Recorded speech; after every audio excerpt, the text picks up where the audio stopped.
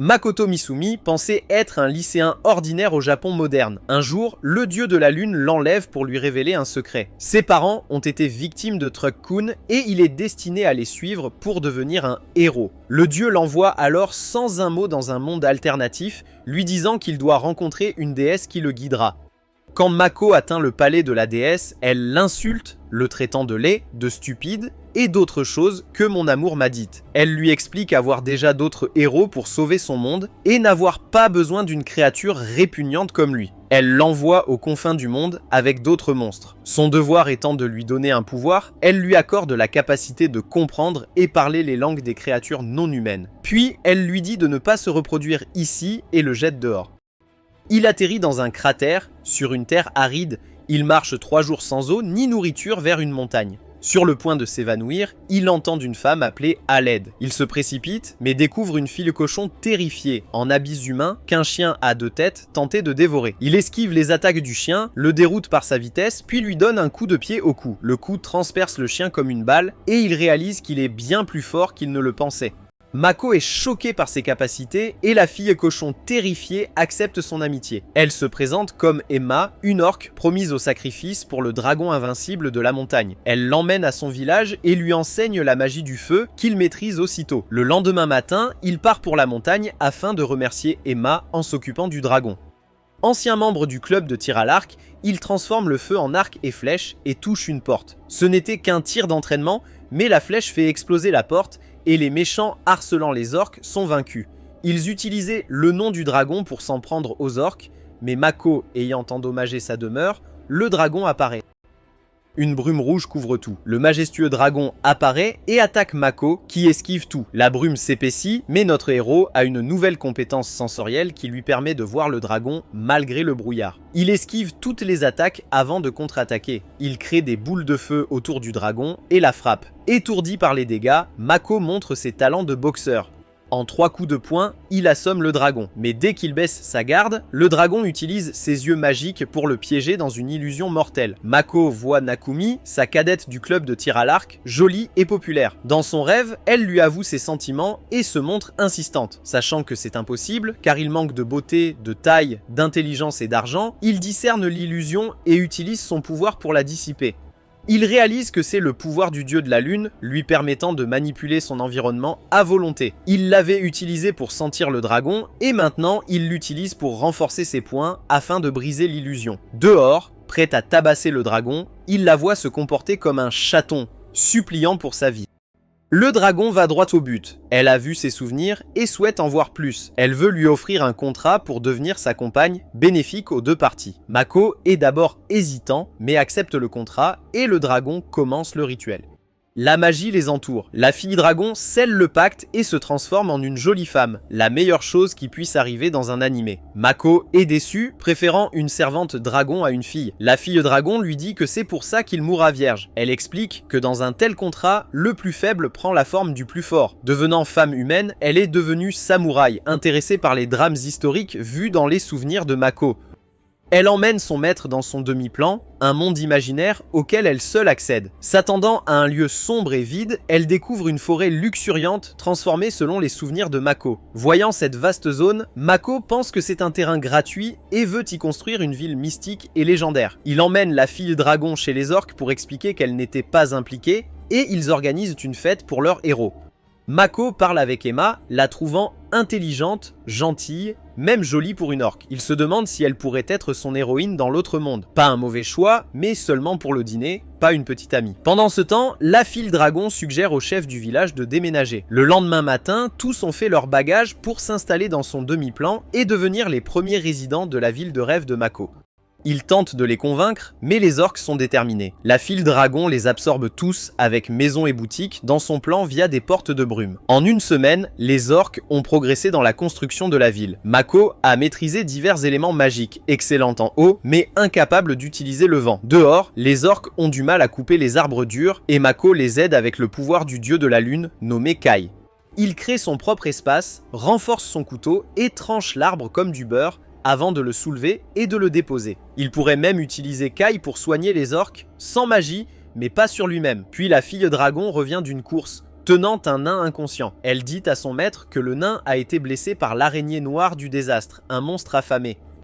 Au moment où elle dit cela, une araignée géante brise le mur invisible protégeant ce monde imaginaire et tente d'y entrer. Le monstre araignée géante pénètre dans le demi-plan. Son aura sombre terrifie Mako. La fille dragon refuse de l'aider. Elle lui dit l'avoir déjà combattu, l'araignée fuira après quelques dégâts. Notre héros utilise Kai, bloque la première attaque, puis contre-attaque et lui tranche une patte. Mais avant de frapper à nouveau, l'araignée saute et tente de le piéger dans sa toile obscure. Mako coupe la toile sombre, mais l'araignée a déjà régénéré la patte. Peu importe ses attaques, elle se régénère sans cesse. Sobi change de stratégie, utilise sa magie de feu et ses talents d'archer pour un tir en pleine tête. Puis, il transforme une puissante boule de feu en lance et porte un coup majeur au monstre qui le poursuit. Elle absorbe les résidus magiques de l'attaque de Mako et se soigne, il doit changer de tactique. Il crée de nombreuses lances de feu, lance une volée qui transperce l'araignée, mais entend un rire féminin. L'araignée, guérie, attaque Mako épuisée, brise sa barrière Kai et le poignarde de ses bras géants. Mako se retenait pour ne pas détruire sa ville, mais furieux, il crée une énorme explosion qui projette l'araignée, le ventre percé. Il crée une mitrailleuse de boules de feu, maintenant l'araignée au sol, le temps de préparer son attaque ultime. Utilisant l'eau, son meilleur élément, il crée une puissante flèche d'eau et transperce l'araignée dans la forêt. Mais c'est tout ce qu'il pouvait faire, il s'effondre, à bout de magie. Malheureusement, l'araignée n'est pas morte, elle est assez guérie pour capturer Mako vivant. La Dragon Girl craint de ne pouvoir sauver son maître, mais l'araignée est une vraie perverse qui aime la douleur et être dominée. Combattre Mako l'avait comblée comme jamais, elle a adoré. Elle veut être avec lui tout le temps, mais la Dragon Girl la frappe et libère Mako avant de lui faire une suggestion. Elle lui demande de former son contrat de serviteur avec lui, même inconscient, sa permission sera obtenue plus tard. L'araignée accepte. Quand Mako se réveille, guéri, il trouve une fille en noir à côté de lui, qui le remercie pour le repas et promet de se dévouer. Choqué et terrifié, malgré son côté mignon, il n'a pas un bon pressentiment. La fille en noir dit à Mako qu'il a été guéri par la Dragon Girl, son clone, et Emma. Il ne lui a demandé que son nom. Elle répond être l'araignée noire et raconte son contrat, formé quand il était inconscient. En se léchant les lèvres, offrant tout à son maître, notre héros est terrifié qu'elle lui vole sa virginité. Quand la Dragon Girl arrive, il est frustré et la qualifie sarcastiquement de grande servante. Les dragons ne comprennent pas le sarcasme, elle est ravie, le prenant au mot. Elle présente le vieux nain qu'elle a sauvé. Il venait d'une ancienne lignée de nains, créateurs d'armes et objets légendaires. Malgré les éloges de la Dragon Girl, il est humble en remerciant Mako. Il a une autre requête, que son village soit absorbé dans le demi-plan. Mako, facile à vivre, accepte vite sa requête. La Dragon Girl, couvrant son innocence, impose des conditions aux nains, aider au développement de la ville et forger des armes. Le vieux nain accepte et promet de convaincre son clan en quelques jours. Mais la Dragon Girl le corrompt avec ses écailles pour accélérer. Mako constate la corruption de ses subalternes. Les serviteurs demandent à Mako de les nommer. Ils trouvent ça banal, mais ils sont passionnés et n'accepteront pas un nom paresseux. Mako réfléchit intensément pour un beau nom. Après un intense effort, il nomme la Dragon Girl Tomo. D'après la plus brave samouraï de l'histoire, elle est ravie de son nom et danse en commençant à briller. Elle explique qu'être nommée par le maître augmente la force d'un monstre. Tomo dit qu'un nom particulier pourrait faire ressortir le maximum de sa force, mais elle préfère un nom organique de son maître. Ensuite, Mako nomme l'araignée Mio et ce nom la rend trop heureuse et obéissante. Le lendemain, Mako trouve une foule immense d'espèces, orques, nains, hommes araignées et hommes lézards dans sa ville. Choqué, il n'avait jamais vu les deux dernières. Avant d'interroger ses serviteurs, il se présente à la foule, puis organise des élections démocratiques pour le titre de leur maître. Il s'accorde à l'appeler « Jeune Seigneur ». L'enthousiasme des orques l'empêche de refuser. Ensuite, le chef des nains vient saluer Mako et dit qu'il a l'air à peine humain, ce qui l'offense. Le chef dit que sans être envoyé par la déesse, il ne pourrait contrôler un tel serviteur, ce qui aigrit Mako. Mako est en colère et s'emporte, mais le chef est soulagé qu'il ne soit pas avec la déesse, qu'il déteste, et décide de le servir. Tomo présente ensuite les hommes lézards comme ses disciples, doués en magie de l'eau et du vent, tous désormais serviteurs de Mako. Meio présente son peuple araignée, les Alques, qui partageaient sa malédiction de faim. Mais dès qu'elle a bu le sang de Mako, leur malédiction fut brisée, la sienne aussi. Tous les Alques ont une puissante régénération, et ils sont un peu pervers comme leur chef. Mako est mal à l'aise avec trop de demi-humains, il veut désespérément rencontrer des humains.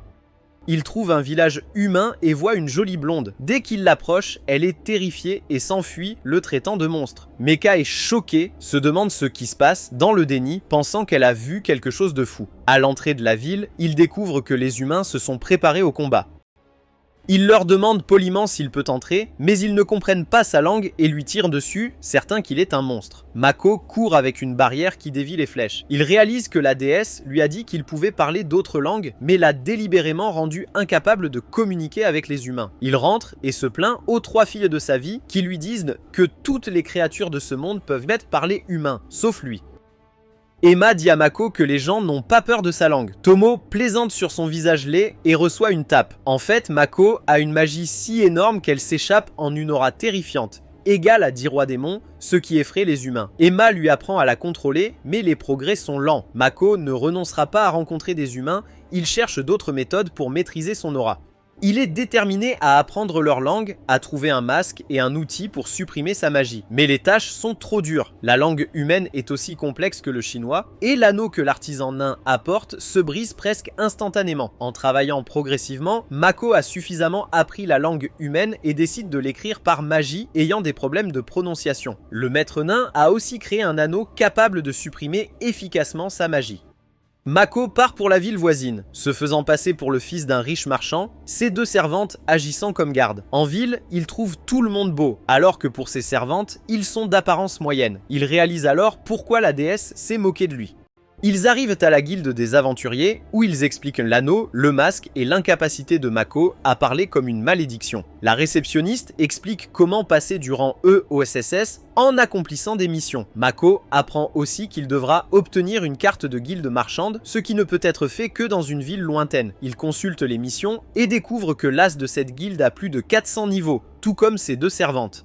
Les petits parchemins de mesure ne leur suffisent pas, ils ont besoin de plus grands et épais. Le personnel apporte les grands parchemins qui mesurent jusqu'à 1600 niveaux. Tomo est à peine au-dessus de 1300, Meio à 1500, et la première est jalouse. Alors que tous sont incrédules, Tomo parle à la réceptionniste de la plus forte aventurière du pays et apprend l'existence de Sofia Bulga, niveau 900, surnommée la tueuse de dragons après avoir tué un dragon nommé Lancer.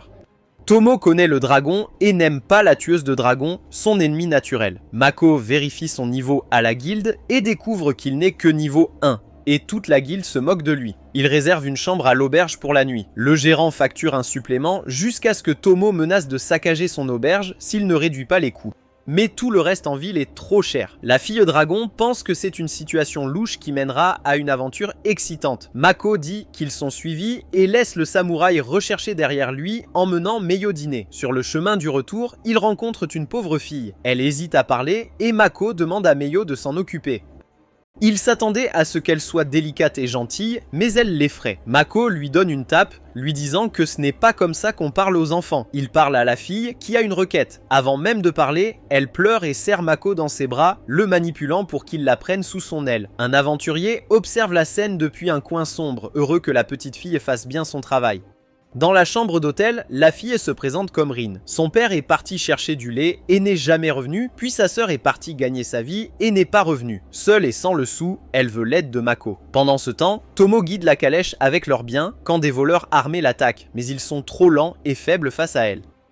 Elle esquive facilement leurs attaques, un seul coup de pied suffit à briser tous les os de leur poitrine. Elle tranche 2 d'entre eux d'un coup d'épée, capture le dernier pour l'interroger et l'emmène à l'hôtel. Mako la réprimande pour avoir tué inutilement 3 personnes. Il voit le croquis de To, la sœur de Rin, et Mako est mal à l'aise dès qu'il le voit. Elle ressemblait exactement à Nakimi, son coup de cœur. Il vérifie la mémoire de la captive et découvre que son gang avait kidnappé To. Il ordonne à Meio et Tomo de la trouver et elle se demande pourquoi leur maître est si impatient. Les filles passent donc la nuit à jouer les détectives. Le lendemain, Mako emmène Rin vendre les fruits du demi-plan au marché pour 500 pièces d'or. En revenant, la pauvre fille ne pense qu'à sa sœur disparue, la laissant seule face aux usuriers. Elle voit quelqu'un et court vers lui, disant à Mako qu'elle rentrait juste chez elle. Mako est perspicace, il utilise son kai pour enquêter et découvre que Rin faisait son rapport à un aventurier qui lui avait demandé de voler 500 pièces d'or au marchand.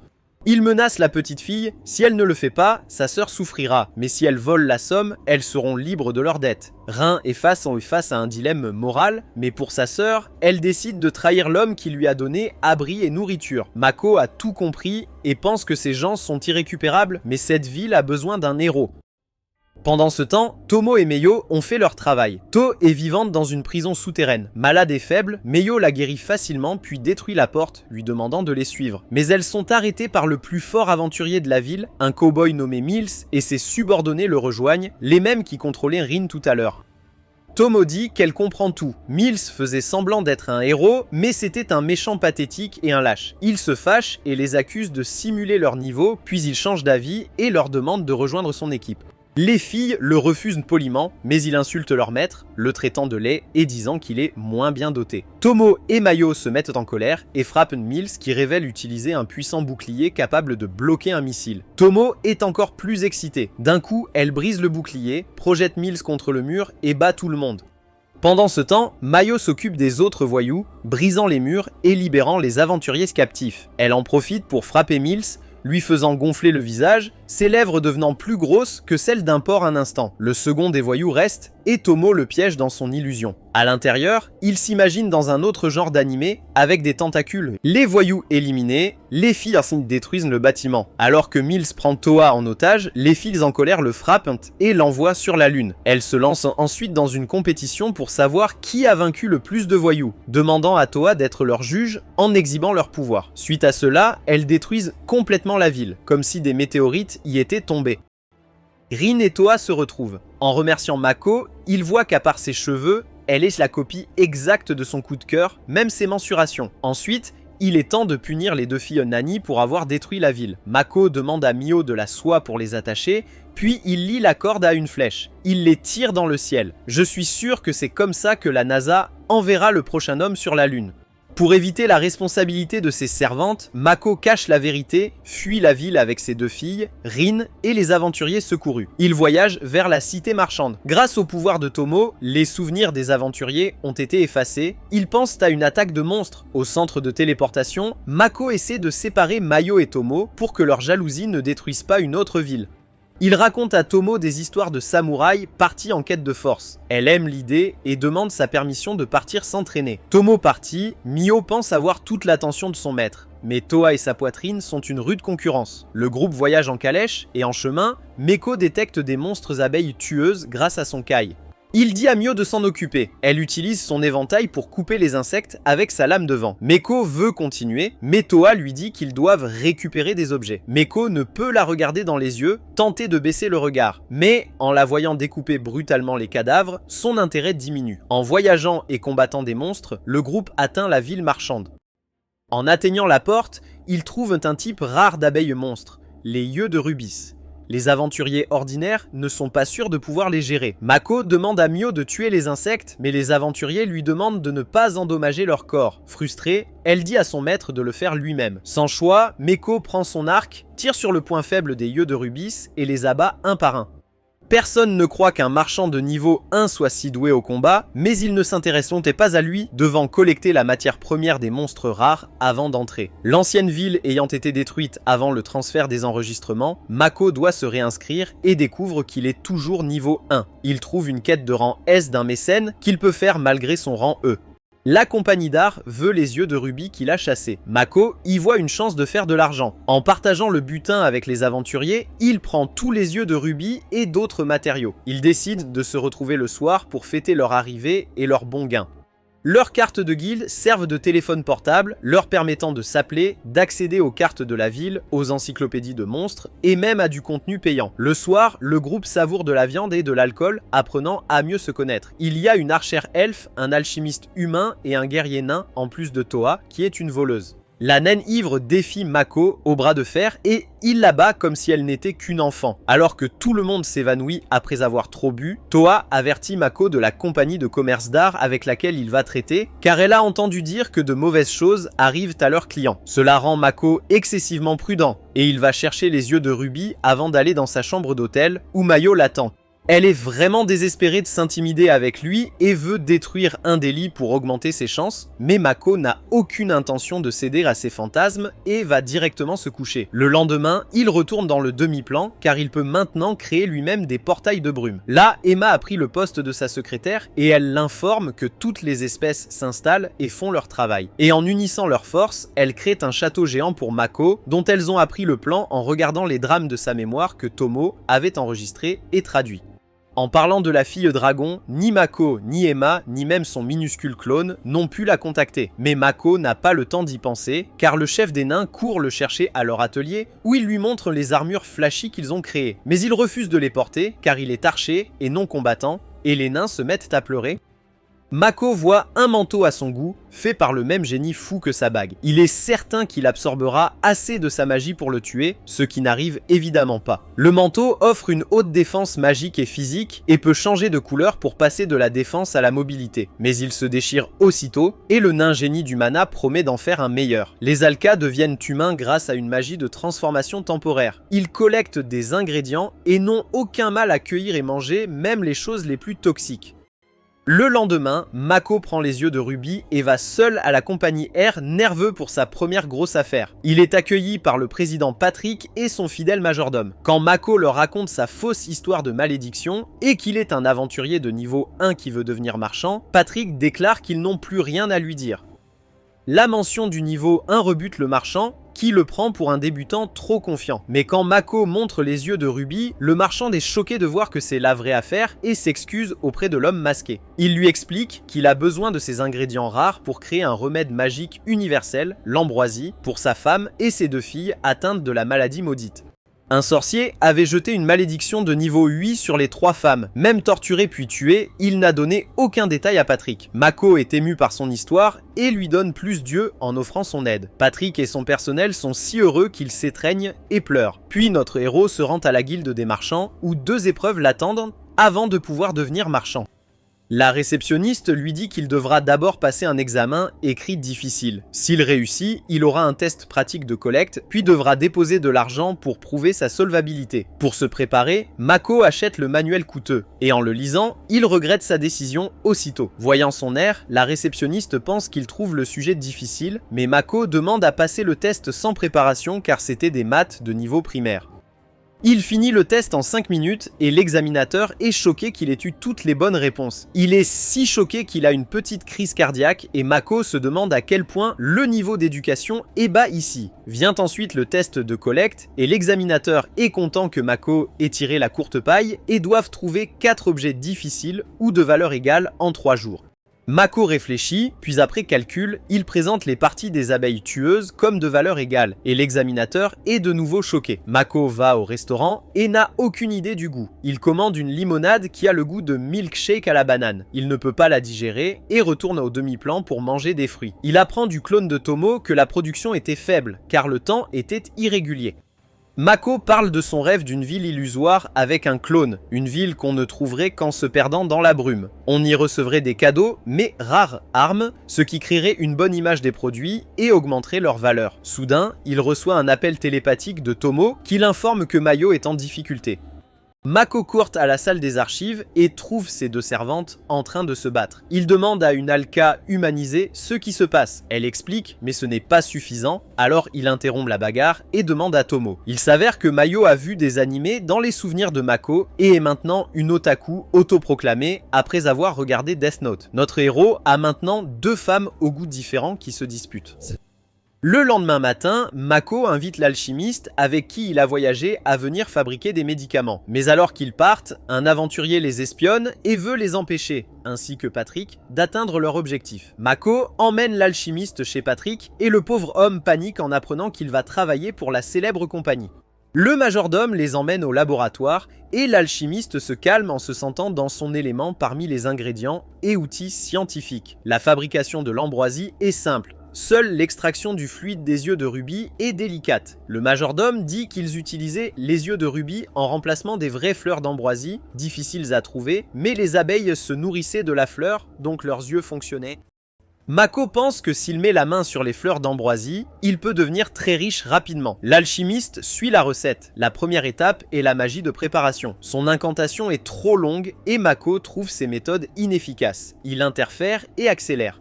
La première bouteille de médicament est vite prête, et le majordome l'apporte à Patrick pour sa femme. Après les 2 doses restantes, l'alchimiste est trop détendu. Quand le majordome entre, il sursaute et lance les bouteilles. Mako réagit vite et attrape la première facilement. Pour la seconde, il doit utiliser ses talents de baseball et plonger, espérant la rattraper.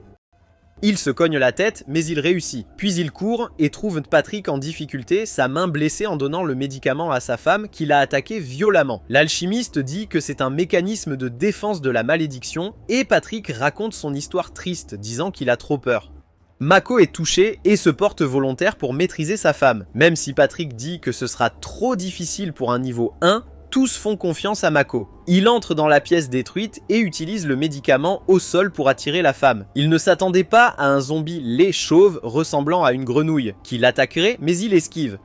Mako connaît le judo, alors quand la femme zombie l'attaque à nouveau, il la fait tomber, et pendant qu'il la tient, Patrick lui fait boire le médicament, et elle revient à la normale, mais est toujours assez laide sans ses cheveux. Viennent ensuite les filles, qui sont les mêmes zombies chauves, et la première fait semblant d'être Spider-Man avant que Mako ne la retient et qu'elle soit guérie. L'alchimiste arrive avec la dernière dose du médicament et trébuche maladroitement, et lance à nouveau le médicament en l'air, mais le majordome l'attrape comme j'éprouve des sentiments pour les filles d'animé.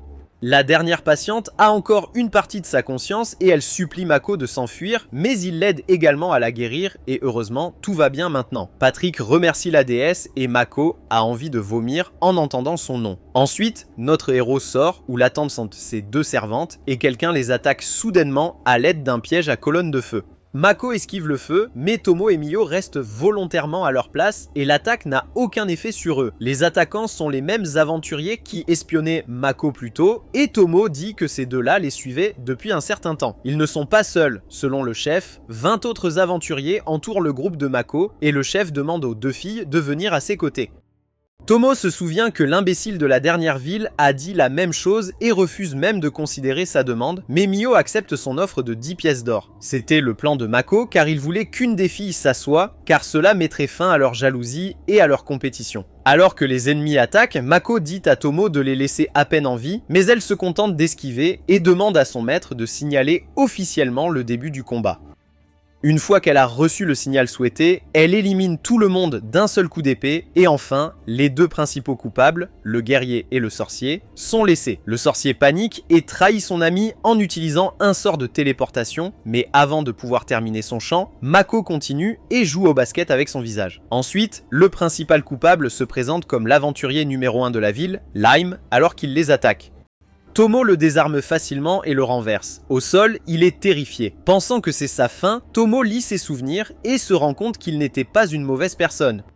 Sur ses conseils, Mako écoute Lim, qui lui présente ses excuses et lui raconte toute l'histoire de sa haine envers Patrick. Cela a commencé il y a quelques mois, lorsque la société commerciale R a abusé de sa domination sur le marché pour coincer de nombreux aventuriers au chômage, et certains d'entre eux ont perdu la vie en essayant d'accomplir des missions imprudente. Il faisait même du mal à l'orphelinat d'où venait Lime, et il a décidé de s'associer à un sorcier qui a suggéré de jeter un sortilège endormi sur la famille de Patrick afin qu'il reconsidère ses actions.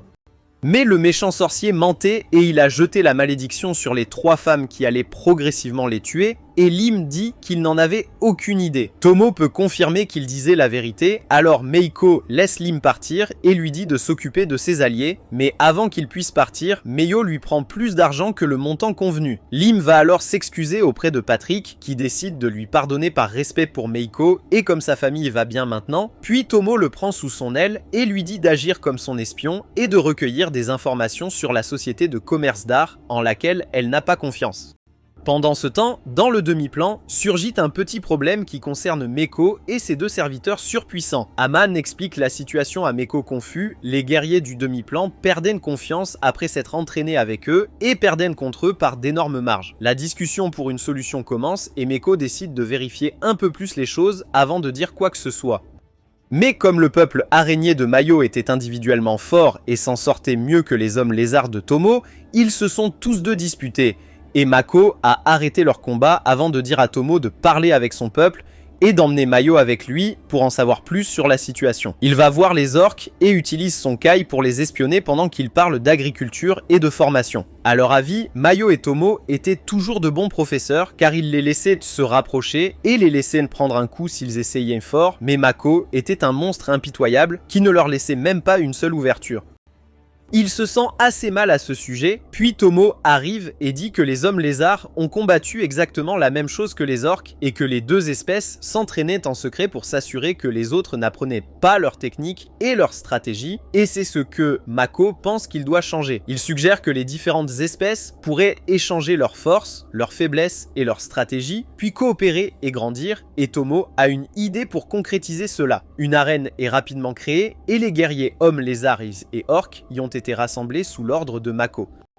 Tomo prend la charge de diriger le spectacle et elle dit que les guerriers les plus forts des deux espèces représenteront leur peuple et combattront en duel et que le petit clone de Tomo sera l'arbitre. La bataille commence et le guerrier lézard utilise un canon AR avant de sauter et d'attaquer le guerrier orc, qui utilise un sort de bouclier pour bloquer son attaque et contre-attaquer avec des coups puissants qui écrasent l'arène. Mako est étonné de leur niveau, mais Tomo lui a dit de garder un visage de poker pour que les guerriers ne deviennent pas trop confiants. Le guerrier lézard utilise ensuite une puissante lame de vent pour trancher son ennemi, mais alors qu'il saute pour porter le coup final, l'orque l'attrape par la queue et le fait pivoter avant de le projeter au sol. L'arbitre signale la fin de la bataille et déclare que les orques ont gagné. Tout le monde acclame le champion pendant quelques secondes, mais l'ambiance devient sombre puisque Mecha gardait toujours son visage de poker, puis Tomo dit que cette bataille l'a déçu. Elle dit que les hommes lézards et les orques étaient encore trop faibles et désespérés et qu'ils ont trahi ses attentes. Elle les réprimande ensuite pour avoir tenté de cacher leur stratégie alors qu'ils étaient si faibles et dit qu'ils devraient devenir plus forts grâce à une rivalité amicale. Sur ce, elle leur dit que comme il était insensé de comparer les guerriers ordinaires aux trois grands, ils auront désormais des batailles hebdomadaires et un système de classement sera mis en place pour décider qui est le plus fort et finalement toutes les espèces participeront à la bataille. Après les mots durs de Tomo, Mako encourage les deux guerriers, affirmant qu'ils font preuve d'un grand potentiel. Il n'y a pas grand chose à dire, puis Tomo annonce le début des tournois Demi Space Ranking. Le lendemain, notre héros et ses filles se rendent à la guilde des aventuriers et découvrent qu'elles ont une mission urgente puisque le meilleur aventurier, Lime, a pris sa retraite et bien d'autres ont été blessés, mais la réceptionniste ne sait pas que Mako était la cause de tous ces problèmes. Elle veut juste que Mako entraîne de puissants aventuriers pour qu'ils deviennent les futurs candidats numéro 1 et il pense immédiatement au groupe de Toa. Il dit à Tomo de les entraîner et elle se charge de rendre la femme qui ressemble à l'amour de son maître assez forte pour qu'il ne s'inquiète pas pour elle. Son entraînement est intense et trop difficile et à la fin, elle les fait combattre un groupe de monstres puissants alors qu'ils ne peuvent même pas en vaincre un seul de ce type. Les aventuriers sont gravement vaincus et sur le point d'être blessés quand Tomoe place une barrière entre eux et les monstres singes, les traitant d'inutiles et leur faisant la morale sur leur piètre stratégie. Elle dit qu'ils chargeaient imprudemment les monstres, mais ce n'était pas suffisant. Alors elle va leur enseigner une nouvelle tactique. D'abord, elle demande à l'alchimiste de créer un piège de boue avec une potion paralysante, puis à l'archer elfe de prendre une position élevée.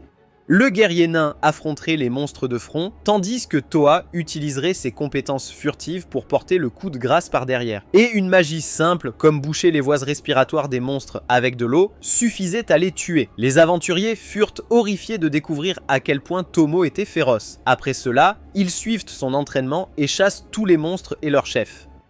Ils sont épuisés, et Tomo leur dit qu'ils ont bien travaillé. Mais la prochaine fois, ils devront vaincre seuls toute une bande de monstres singes s'ils veulent devenir l'élite de la guilde des aventuriers de cette ville. Et la prochaine fois n'est pas loin, car Tomo dépose les aventuriers près d'un autre repère de monstres et leur dit de les vaincre demain matin. Elle leur donne la nuit pour tester et préparer leur stratégie, et ils ne sont pas sûrs de pouvoir y arriver dans leur état actuel. Mais malgré cela, ils reviennent après avoir vaincu le deuxième groupe aussi, et les récits des deux chefs monstres prouvent qu'ils sont devenus l'un des groupes les plus forts de la ville, et Tomo donne des notes de passage à tous ses élèves. Dans le demi-plan, Mako demande à Mio de trouver les fleurs d'ambroisie, car il prévoit de les utiliser pour fabriquer un médicament qui serait son article le plus vendu.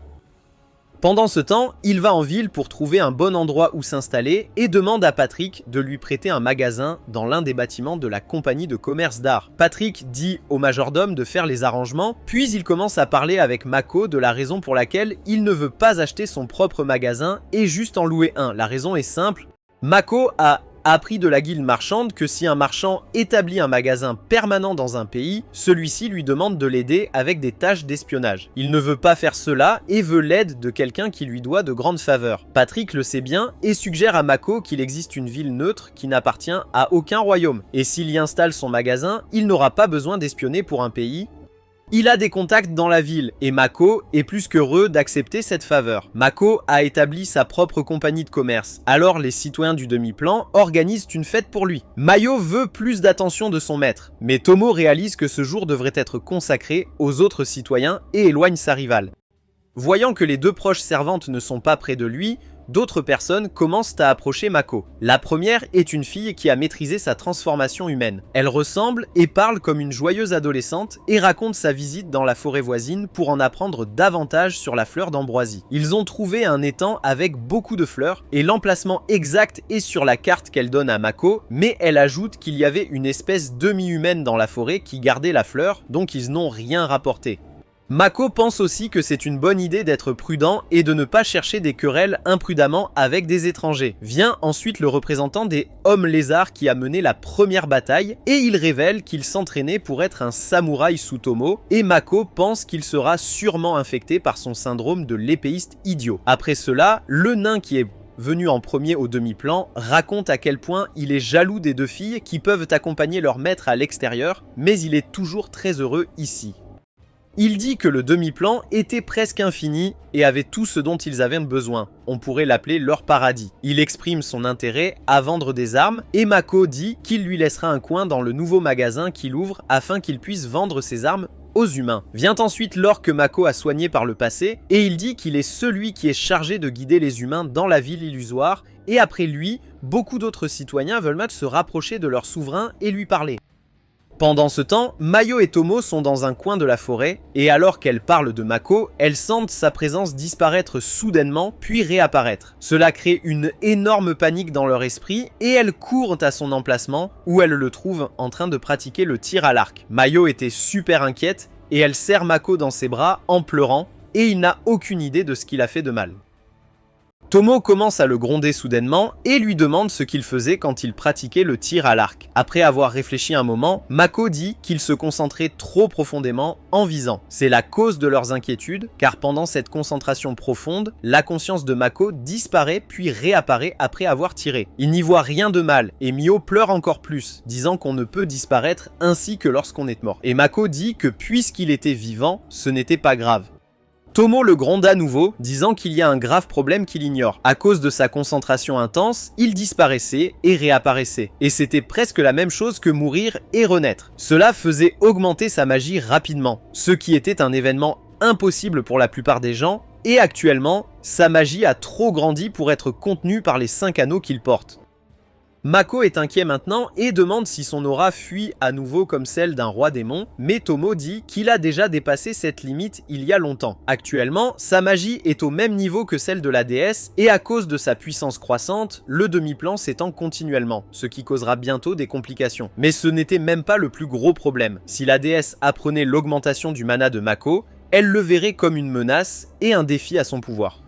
Elle ferait tout pour le tuer. Mako réalise la gravité et décide d'utiliser Kai pour cacher son aura. Tomo demandera au nain des outils de suppression de magie plus efficaces. Mio pleure, déshydratée. Mako la ramène, Tomo frissonne d'excitation pour l'avenir. Le lendemain, la santé mentale de Mako est en miettes, tendue de ne plus pouvoir tirer à l'arc, et Mio a essayé de dormir avec lui hier soir.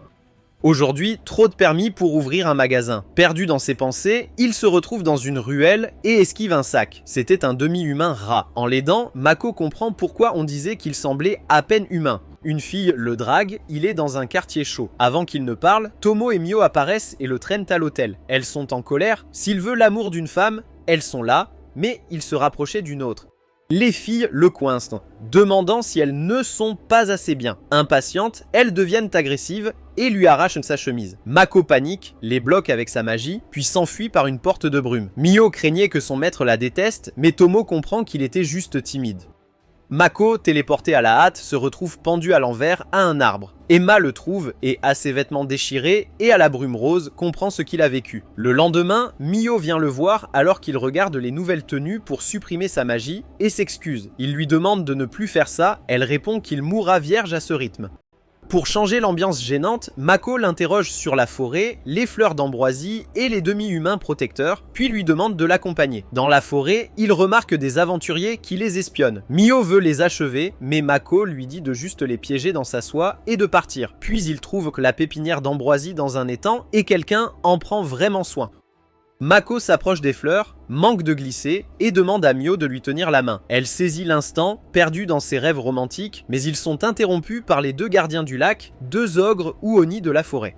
Le petit est Eris, un sorcier fou, le grand est Aqua, un archer agressif. Mako leur dit qu'il est là pour parler, mais à ses côtés, Mio libère une aura démoniaque, voulant tuer ceux qui l'ont dérangé en tenant la main de son homme. Les aventuriers avides viennent aussi voler les fleurs d'ambroisie, et les Oni de la forêt semblent hostiles. Avec Mio en mode berserk, Mako est seule face à cette situation chaotique. La sorcière Eris dit que Mio sent leurs fleurs sacrées, puis elle attaque Mako et les aventuriers avec des lances de glace. Il prend Mio et s'enfuit. Quand l'aventurière lui demande pourquoi il fuit au lieu de se battre, il réalise que c'est la même femme qui le draguait dans le quartier chaud. Mako contre les lances de glace avec Kai. L'archer Aqua tire une flèche de feu magique qui se divise et explose les aventuriers. Mako dévie facilement ses flèches avec son Kai et les Oni de la forêt sont surpris qu'il bloque leurs deux attaques. Ils continuent de fuir les flèches de feu en portant Mio, mais Tomo l'appelle télépathiquement pour le taquiner. Elle dit qu'elle voit tout, mais n'aidera pas Mako car il traite la fille araignée comme sa préférée et la gronde quand elle parle de culture samouraï. Il répond qu'il la laissera fabriquer des katanas et même monter une usine d'alcool. Ce pot de vin convainc la fille dragon qui donne à son maître les tactiques pour survivre. D'abord, elle lui dit de créer un écran de fumée autour des aventuriers. Si les Oni ne les voient pas, elle les aspirera dans la ville illusoire avec ses portes de brume. Mako suit ses instructions et utilise une boule de feu pour créer de la fumée. Puis elle dit à Mako l'astuce pour calmer la fille araignée, lui donner son sang, son snack préféré. Mako se coupe la cuisse sur une boule de glace pointue et la lui donne. Elle la lèche avec plaisir, le remerciant pour le repas. Maintenant que rien ne le retient, Mako décide de se battre. Eris est la première à attaquer. Elle crée une puissante tempête de glace pour attaquer les intrus, mais Mio utilise sa magie noire pour consommer le sort et la magie, pendant que l'Oni de la forêt chante encore le sort. Impressionné par l'astuce de sa servante, Mako lui donne un avertissement éclair avant d'utiliser une boule de feu très brillante et de lancer des lumières aveuglantes. Les Oni de la forêt sont immobilisés quelques secondes. Mako en profite pour briser leurs baguettes et leur arc, et au cas où ils auraient une arme cachée, il demande à Mio de les ligoter avec sa soie solide. Après les avoir pris en otage, il dit qu'il est juste un marchand venu parler d'affaires, pas voler les fleurs.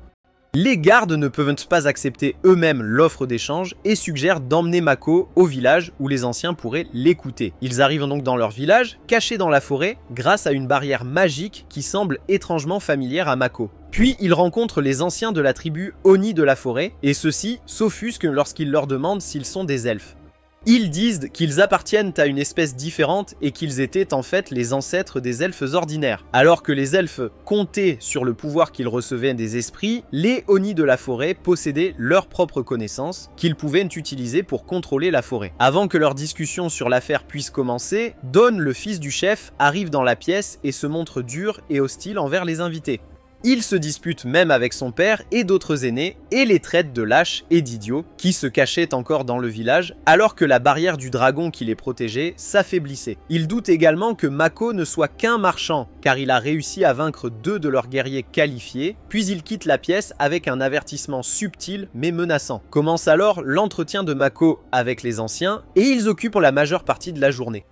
Il est mentalement épuisé le soir où il rencontre Eris et Aqua qui veulent qu'il rencontre leur professeur. Mako est trop fatigué pour rencontrer d'autres personnes, mais alors même qu'il refuse, le professeur brise le mur de leur chambre et entre. L'homme joyeusement destructeur se présente comme Mondo et comme un extraverti agressif, il serre intensément la main de Mako et dit qu'il ne s'est pas senti aussi bien ces derniers temps. Toutes les filles présentes dans la pièce doutent de son sexe, et Meio est particulièrement furieuse qu'il ait tenu la main de son maître une seconde de plus qu'elle. Elle expulse Mondo, et alors qu'il s'écrase au sol, il se rend compte que ni Mako ni son serviteur n'étaient des humains ordinaires. Sa blessure guérit automatiquement, et il rit en disant qu'ils regretteront de l'avoir rencontré.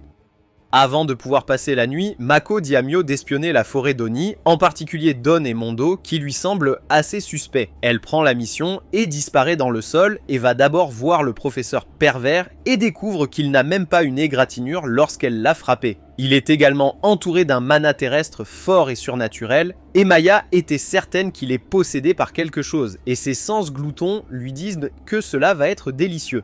Puis elle intercepte le message télépathique de Don avec quelqu'un utilisant ses toiles et découvre qu'il était en contact avec des démons et qu'ensemble, ils complotaient quelque chose de grand. Maya rapporte tout à Mako, qui la remercie pour son travail acharné, puis lui demande d'échanger sa place avec Tomo car il a quelque chose à confirmer. Après cela, les forêts organisent seulement une fête pour leur invité et comme Mako apprécie la fête, il voit Don et Mondo discuter de quelque chose. Et puis ce dernier attrape soudain la gorge de Don et un étrange monstre est libéré de son corps. Il prend la forme d'un monstre squelette qui absorbe toute la force vitale de Don et le tue en le transformant en enveloppe. Tout le monde est terrifié et Mako confronte le monstre squelette sur la raison pour laquelle il a tué les deux hommes et il répond que son ancien vaisseau était désormais inutile car il avait consommé toute sa force vitale et que l'autre homme collaborait avec les démons qu'il n'aimait pas. Maintenant, le monstre squelette est curieux de connaître Mako, qui n'est pas terrifié par son aura, et il veut lui poser quelques questions. Mais notre héros en sait déjà beaucoup sur le monstre et révèle son histoire. C'était un chercheur très avide de connaissances, il a donc fait des expériences interdites et a obtenu un corps immortel afin de pouvoir étudier pour toujours. C'est essentiellement la définition d'une liche que Mako avait apprise des jeux vidéo, et cela a beaucoup impressionné le monstre squelette. Il qualifie Mako d'assez incroyable, mais est toujours convaincu qu'il gagnera une bataille. Il prévoit d'utiliser une attaque puissante contre lui, et l'avertit que s'il l'esquive, la forêt derrière lui mourra. Mais Mako répond qu'il n'avait pas l'intention d'esquiver quoi que ce soit et qu'il prendrait tout comme un homme. La liche essaie de maudire Mako, mais il résiste à toute anomalie de statut en raison de sa vaste capacité magique, puis utilise une mauvaise copie du pouvoir de Meio pour utiliser l'obscurité pour absorber l'attaque. Parallèlement à cela, il consomme toute la puissance de la liche et la vainc, mais ne le tue pas.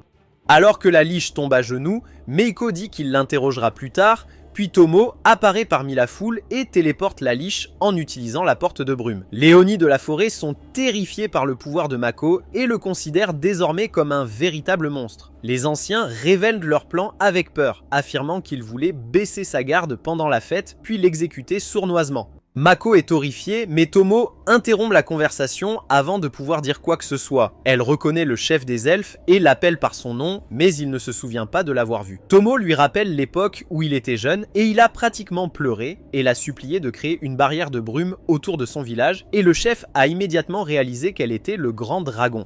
Il s'incline devant elle et dit à ses villageois choqués de faire de même. Et Mako découvre que sa supposition était juste. Ensuite, Tomo présente Mako comme son maître et dit à l'Oni de la forêt de s'incliner devant lui à la place et ils sont tous stupéfaits et sans voix. Puis ils retournent au demi-plan pour interroger la liche et lui demander quel était son objectif. La liche répond qu'il voulait devenir un grand, l'un des humains de haut rang qui était supérieur à tout le monde. Mako est confus, mais la liche a quelques questions à lui poser sur la magie qu'il vient d'utiliser. Il répond que ce n'était qu'une mauvaise copie de la magie de Mayo, mais qu'elle n'était pas tout à fait efficace. La liche est abasourdie et dit que l'astuce qu'il vient d'utiliser pour le vaincre aurait nécessité une énorme quantité de puissance. Et c'était comme utiliser un missile pour tuer une fourmi, mais Mako dit qu'il en a bien plus d'où cela vient. La liche est frustrée par la différence de leur niveau de puissance et pique une crise de colère et élève la voix vers Mako, mais Mayo et Tomo le font rapidement taire avec une lame pointée vers son cou. Qu'est-ce qu'ils vont couper là de toute façon ? Mako calme ses serviteurs et leur dit de ne pas nuire à la liche car il veut faire des affaires avec lui. Il demande à la liche s'il a des livres de magie. Il aimerait les acheter car son livre de sorts est entièrement constitué d'un seul morceau de papier que lui a donné une fille orque. Et la liche est absolument dévastée en apprenant la vraie différence entre lui et un humain. Tomo suggère à Mako qu'au lieu d'acheter un livre, il peut simplement garder la liche entière comme instructeur de magie. Et puis elle se tourne vers la liche, lui demandant que puisqu'il veut devenir Grant, il doit avoir fait suffisamment de recherches pour savoir qu'il y avait d'autres mondes dans l'univers au-delà de celui contrôlé par la déesse. Tout le monde est choqué, et Tomo explique qu'en faisant de nombreuses recherches approfondies, n'importe qui pourrait en apprendre davantage sur les Grants, qui étaient des humains de haut rang qui pouvaient voyager librement entre différents mondes, et Mako voit soudain l'espoir de retourner dans son monde natal en devenant un Grant. Mais Tomoe écrase rapidement son rêve et celui de la liche, affirmant que devenir Grant était désormais impossible. Il y a longtemps, certains humains ont découvert des fissures dans l'espace et le temps, et ont utilisé ces fissures pour se rendre dans d'autres mondes. Mais la plupart d'entre eux ont regretté d'avoir voyagé dans des mondes trop pathétiques comparés à celui-ci et sont revenus. Seuls quelques voyageurs ont décidé de rester dans les nouveaux mondes et d'y rester pour commencer une nouvelle vie comme les parents de Mako, et c'est ainsi qu'ils sont devenus Grants après avoir terminé leur voyage, et ils n'étaient pas des humains supérieurs avant de partir pour l'autre monde. Village est dévasté car son rêve est brisé, mais Mako demande si c'était possible, du moins en théorie. Tomo répond que c'était effectivement possible, mais que les chances de survivre en voyageant dans un autre monde, même avec la permission de la déesse, n'étaient que de 10%, et qu'il s'agissait essentiellement d'une tentative de suicide. La liche est découragée et dit qu'il a travaillé jusqu'aux os et qu'il n'y avait aucun avantage à travailler aussi dur. Tomo suggère qu'il devienne le serviteur de Mako puisqu'il vient également d'un autre monde, et ensemble, ils pourraient avoir une chance de trouver un chemin vers un autre monde. Et en guise de compensation, il pourrait être un livre de sorts magiques ambulant et un professeur pour leur puissant maître. Mako pense que Hide et la liche sont assez similaires à bien des égards, et il accepte donc d'en faire un serviteur en utilisant le rituel du contrat. Alors qu'il commence le rituel, il s'avère bientôt dominé à 100% par Mako, et la liche sera son esclave pour le reste de sa longue vie. Alors que le contrat se finalise, Mako se rend compte qu'il ne savait pas si la liche était un homme ou une femme parce qu'il n'était que des os. Et alors qu'elle se transforme en humain, Miko a une petite frayeur en voyant les cheveux longs et flottants, mais la liche se révèle être un beau jeune homme qui s'agenouille devant son nouveau maître. Alors que Komo dit qu'elle va le coacher sur la façon d'être un bon serviteur, elle est soudainement victime d'un accident vasculaire cérébral et se sent vraiment malade.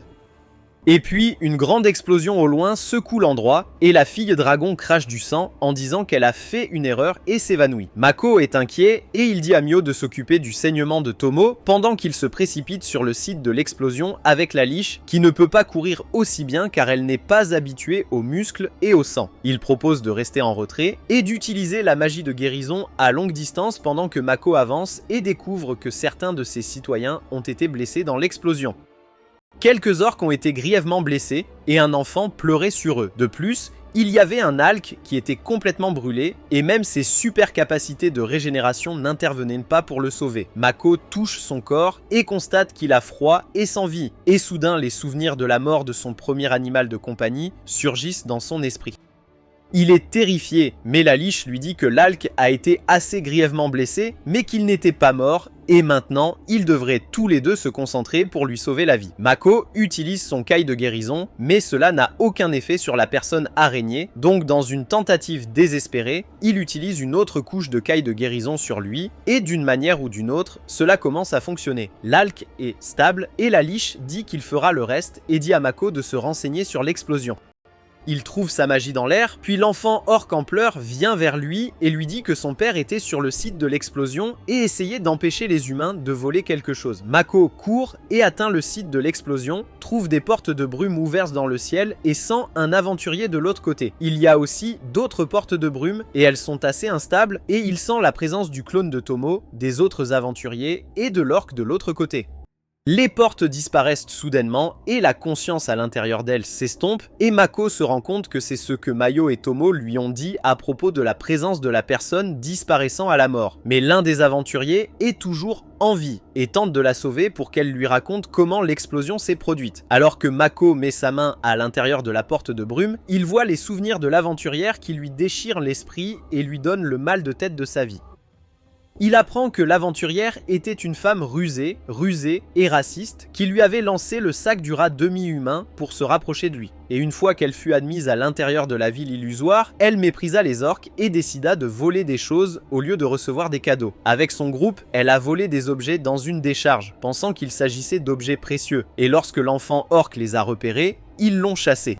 Un autre orc et un hibou ont tenté de les arrêter pour leur propre sécurité, mais ils les ont attaqués puis ont lancé un sac pour les chasser. Ce sac contenait l'un des anneaux qui avait absorbé le pouvoir de Mako, et il était sur le point de libérer toute l'énergie stockée lorsque le clone de Tomo a utilisé un mur d'eau pour protéger tout le monde. Mais l'explosion était trop puissante et a tué le clone et d'autres gars dans le processus, et en le voyant, l'esprit de Mako s'est brisé.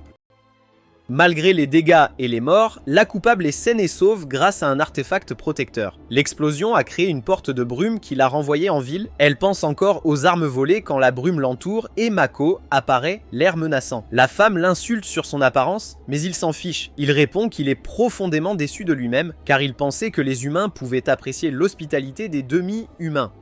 Il dit qu'elle est la seule survivante, la principale coupable. Il trouve injuste que les humains aient tant de chance grâce à la déesse. Les yeux meurtriers, il lui dit qu'il aurait dû la tuer, elle et son groupe, dès qu'il les a vus. Terrifiée, la fille tire une épée et Mako sort aussi sa dague.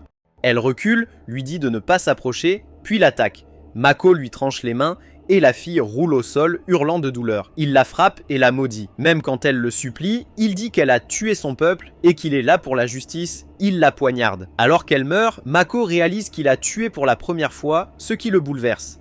Il ne sait pas ce qu'il ressent, il pleure, crie et s'effondre. Le lendemain, il fait semblant d'aller bien et participe aux funérailles de l'orque mort et du clone de Tomo, célébrés à la manière orque avec un feu de joie. Mako se reproche d'avoir été naïf et d'avoir fait confiance aux humains, causant leur mort. Après, il nomme la liche Shiki, puis parle à Tomo qui se remet de ses blessures. Il lui demande comment il a pu utiliser son pouvoir inné et voir les souvenirs de la femme et si une partie de ses serviteurs est en lui. Cette théorie le terrifie, il se croit un hybride humain-dragon-araignée mort-vivant, mais Tomo se moque. Ses autres serviteurs expliquent que rien du corps ou de l'âme d'un serviteur n'entre dans le maître, il est inchangé. Avec le renforcement du lien émotionnel, il peut utiliser leur pouvoir, mais cela prend du temps. Cependant, en cas d'urgence, les pouvoirs d'un serviteur en qui le maître a confiance se manifestent de manière incontrôlable.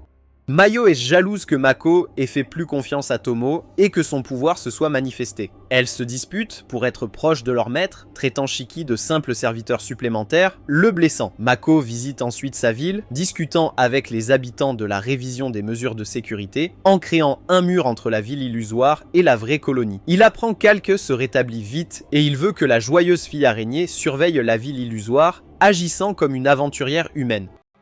Puis il va voir les nains, qui ont des plans pour gérer les déchets plus vite et sûrement. Après, Mako rend visite à la famille et aux amis de l'orque décédé, celui qu'il avait soigné. Ils disent que tous auraient donné leur vie pour leur maître. Notre héros a maintenant pris sa décision concernant l'avenir du demi-plan.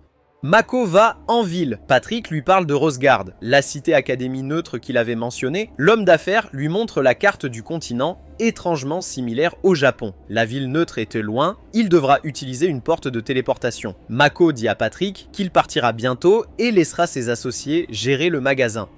Il remercie l'homme d'affaires pour tout et s'excuse, avouant avoir menti sur le masque, il a juste un visage laid. Patrick est stupéfait, mais fait semblant d'aller bien, disant qu'il est reconnaissant à Mako d'avoir sauvé sa famille. C'est un compliment empoisonné, il le compare à la version zombie laide de sa femme. Tout réglé, Mako emmène Shiki à la Cité Académie. C'est un chercheur talentueux qui l'aidera à comprendre ce monde, ses mystères et la déesse. Mayo et Tomo sont mécontentes, mais il les corrompt avec des enregistrements de ses souvenirs d'armes à feu et de combats à l'épée. Il demande à Miyo de s'occuper du magasin et Tomo du demi-plan. Il dit au revoir à tous et part pour la ville neutre avec Shiki via une porte de téléportation. La déesse le repère et le téléporte ailleurs avec un rayon doré. Ses serviteurs ne peuvent le localiser et paniquent. Mako, dans un désert, sent soudain quelqu'un l'approcher avec soif de sang. Il réagit trop tard pour esquiver l'attaque d'une guerrière à l'énorme épée qui lui tranche la main. Mako la sent forte et dangereuse et n'a aucune idée des petits êtres à ses côtés. Mako, blessé et paniqué, se calme pour combattre les deux assaillants. Ils le prennent pour un demi-humain, confus que la déesse ait choisi un serviteur si laid. Mako réalise que c'est l'œuvre de la déesse. Il tente de contacter ses serviteurs, mais personne ne répond à ses appels télépathiques. La guerrière l'attaque à nouveau. Il utilise son kai défensif pour bloquer, puis une corde d'arc pour arrêter le saignement de sa main blessée.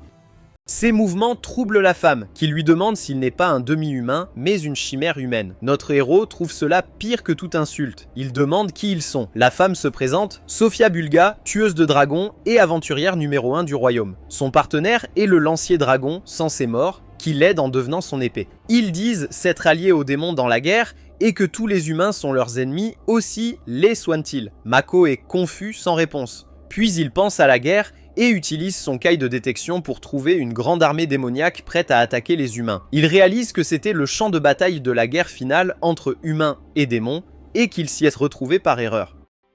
Les assaillants pensent que Mako est le serviteur de la déesse, venu empêcher l'armée démoniaque d'avancer, et leur mission est de l'éliminer. Il réalise qu'il ne peut pas fuir et se prépare à affronter Sophia et Lance en passant son manteau en mode agilité. Il invoque des boules de feu dans le ciel, puis leur tire une tempête de balles. Alors qu'il bloque ses attaques, il tente de s'enfuir et de se cacher. Des murs de cristal l'arrêtent et des pics de cristal surgissent sous lui, qu'il esquive de justesse. De plus, Sophia et Lancer ont une coordination parfaite. Sophia échange sa position avec des cristaux flottants pour lancer une attaque surprise imprévisible sur Mako. Il utilise son kai pour bloquer, mais un seul coup le brise et il est submergé par ses ennemis. Sophia dit qu'il n'a aucune technique, seule sa force brute le protège. Elle pense que c'est la déesse de la protection, et pour contrer cela, elle met un anneau démoniaque qui peut l'annuler. L'anneau fait son effet, et Sophia pense que Mako est trop faible pour les combattre. Mais il répond qu'il ne recevait même pas la protection de la déesse avant, et Lancer est maintenant curieux. Il lui demande pourquoi il est descendu dans le rayon doré, utilisé uniquement par la déesse, s'il n'était pas son serviteur. Notre héros répond qu'il ne sait rien et n'a aucune raison de les combattre. Les assaillants refusent de l'écouter et lui demandent plutôt de dire son nom avant de mourir. Mako se présente comme un marchand de niveau 1. Sophia se moque, disant que s'il était marchand, elle n'était qu'une serveuse d'auberge. Mais de toute façon, elle accomplira sa mission en le tuant. Elle pense que ce sera facile sans la déesse de la grâce, mais Mako décide de leur montrer sa vraie puissance et de dissiper leur confusion. Il sourit en retirant un anneau et son aura intense se dégage, choquant les assaillants. Il utilise son kai de renforcement pour rendre tout son corps plus fort, puis libère sa magie cachée pour déchaîner une puissante onde de choc et un pilier d'énergie de feu destructeur. En montrant sa puissance, il repousse les deux assaillants, les détecte avec son kai et sort son atout, une flèche spéciale faite par les nains qui atteindra toujours sa cible. Puis il invoque un arc et une flèche de feu et tire une flèche puissante qui fonce vers les deux assaillants, déchirant la fumée et la poussière. Ils sont prêts à se défendre, mais ce n'est que ce qu'ils pensaient. La flèche se divise en de nombreux petits morceaux dans le ciel, perce leurs boucliers et surmonte leur blocage pour les projeter au loin. Ensuite, Mako utilise sa flèche d'eau, et Lancer a maintenant reconnu qu'il était bien maudit par la déesse et que la suppression de la malédiction l'a rendu encore plus fort. Mako tire la flèche d'eau et Lance s'exclame que l'eau est aussi son élément fort et il crée une barrière pour arrêter la flèche. Mais alors que les deux attaques d'eau entrent en collision, il apprend que le talent de Mako pour la magie de l'eau est supérieur au sien et il gèle. Notre héros est content d'avoir enfin gagné, mais Sophia l'attaque à nouveau et il esquive ses premières attaques. Mais elle le nargue et le lacère d'une direction qu'il ne peut esquiver. Il décide d'utiliser sa flèche pour bloquer l'attaque. La technologie naine s'avère bien supérieure à l'épée faite des pouvoirs de Lancer et elle se brise, laissant le garçon dragon hurler de douleur. Avant que Mako ne puisse célébrer sa victoire, Sophie se place derrière lui et tente de l'étrangler et de l'étouffer. Lance crée des cristaux dans le ciel et échange Sophia avec eux, la propulsant de plus en plus haut jusqu'à traverser l'atmosphère, puis il lâche Mako de cette hauteur pendant que sa partenaire la met en sécurité. En tombant, Mako pense que les cristaux sur son chemin sont plus dangereux que la hauteur, alors il utilise des boules de feu pour les briser. Au sol, Sophia et Lancer sont confiants de gagner, mais ils voient alors le ciel briller comme une nuit de feux d'artifice, puis des boules de feu pleuvent du ciel, frappant les deux assaillants, les armées humaines et démoniaques, en même temps. Mako a atteint une hauteur d'où il peut voir ses ennemis et il utilise son attaque finale pour les vaincre. Il retire tous ses anneaux remplis de magie stockée et les combine avec la flèche naine et l'élément eau pour créer l'attaque la plus puissante qu'il puisse gérer. Et en tirant, il se concentre trop fort et disparaît en plein vol.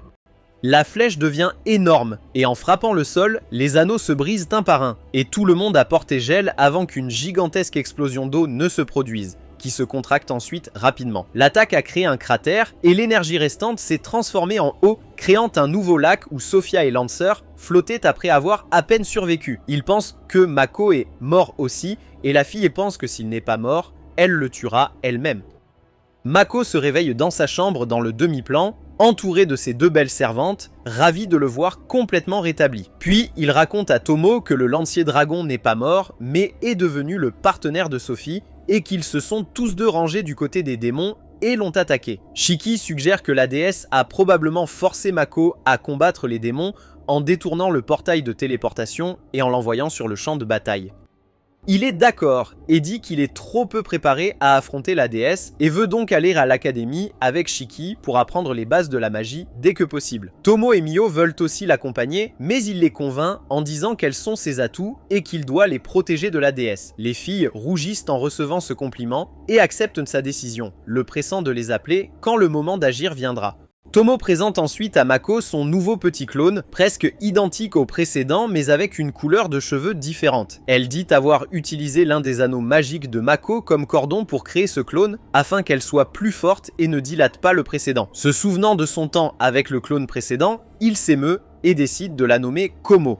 Tomo en profitait pour dire que le clone, né de leur mana combiné, est comme leur enfant. Mio est jalouse, comme la fille dragon le voulait. Tomo a aussi recruté les Oni de la forêt pour qu'ils deviennent citoyens du demi-plan. Ils s'entraînent dur en combattant les hommes lézards et les champions orques. De son côté, la fille Alk est devenue l'hôtesse de la cité illusoire. Elle agit comme une jolie adolescente que les aventuriers ont du mal à refuser.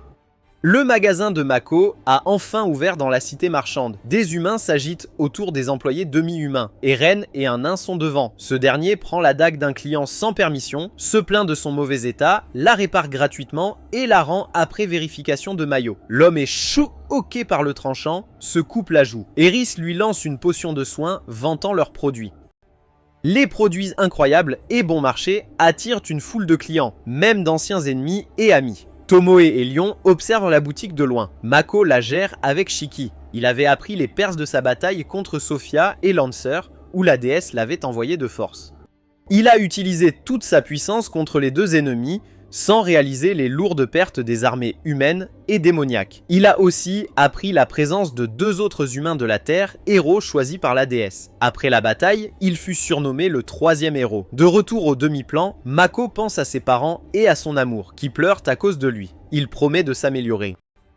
Emma vient le chercher pour sa fête d'adieu. Mako se souvient que tout a commencé en la rencontrant et pense que la vie dans un autre monde n'était pas si mal. Mais il voit Mayo et Tomo se battre encore, Shiki au sol, impuissante. Il retire ce qu'il vient de dire. Son avenir ne s'annonce pas très bien, mais il fera de son mieux pour en apprendre plus sur ses parents et trouver un moyen de rentrer.